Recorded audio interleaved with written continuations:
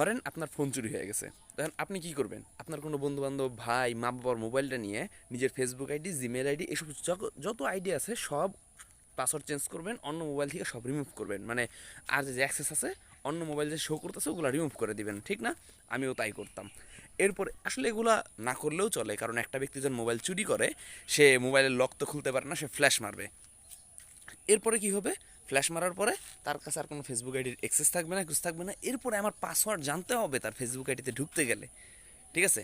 সে Facebook আইডিতে ঢুকবে, একটা পোস্ট করবে, অনেক লম্বা ব্যাপার। আশা করি বুঝতে পারছেন। এখন একটা উল্টাপাল্টা পোস্ট আসার পরে আমি নিজে কনফার্ম করলাম মোবাইল চুরি হয়ে গেছে, কেউ বিভ্রান্ত হবেন না। কিন্তু আগের পোস্টটা এমনভাবে সাজানো যে আমার জীবনের এদিক ওদিক সব কিছুই মিলে যেতেছে।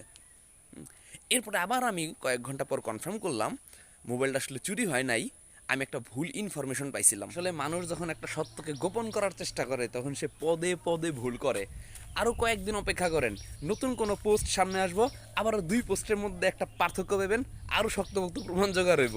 ভাই একটা মানুষের নিয়ে যখন প্রতি বছর 2-3 বার করে ট্রল হয়, 2-3 বার করে কন্ট্রোভার্সি হয়, এর মানে ওর মধ্যে আসলেই ঝামেলা আছে রে ভাই।